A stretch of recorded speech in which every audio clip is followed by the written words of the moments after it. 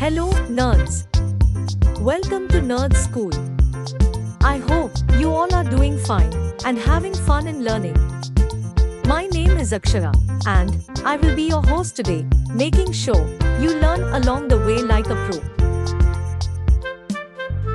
Today, we are going to discuss about the life of William Shakespeare.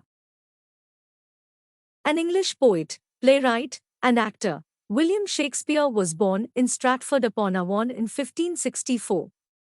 It is commonly celebrated on 23rd April, also considered the date of his death in 1616. Shakespeare was a prolific writer of British theatre during the Elizabethan and Jacobean ages. Shakespeare also wrote poems that are still popular today. Shakespeare's plays are his most enduring legacy. Now let's talk about Shakespeare's family life. Records that survive to link to William Shakespeare's family contribute to an understanding of the context of Shakespeare's early life and the lives of his family members. John Shakespeare married Mary Arden, and together they had 8 children. The couple lost 2 daughters as infants, so William became the eldest of their children. He served as a civic figure in Stratford while working as a glove maker.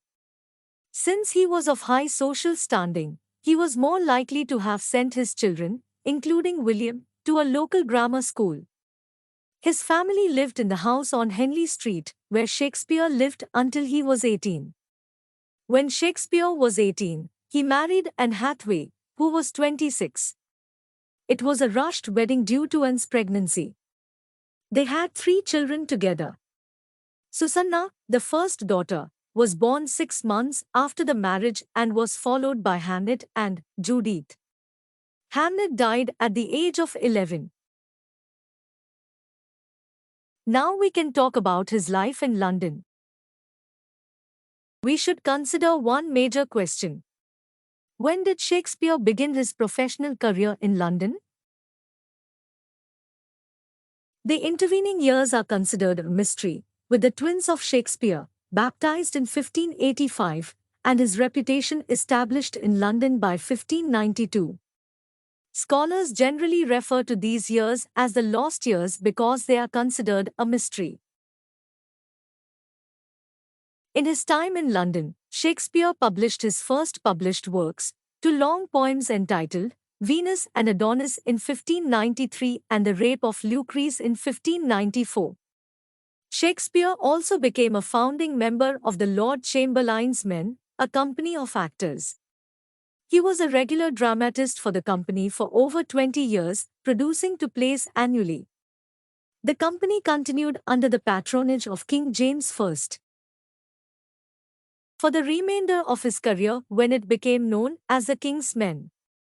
During his time with the company, Shakespeare wrote many famous tragedies, such as King Lear and Macbeth, along with great romances, including The Winter's Tale and The Tempest. Now let's focus on the number of Shakespeare's works. The works of Shakespeare include 38 plays, 2 narrative poems, 154 sonnets, and other poems. Shakespeare's original manuscripts do not exist today. A group of actors from Shakespeare's company collected about half of the works for publication after his death, preserving them for future generations. These writings were collected for publication after Shakespeare's death, which resulted in the first folio. Folio refers to the size of the paper used.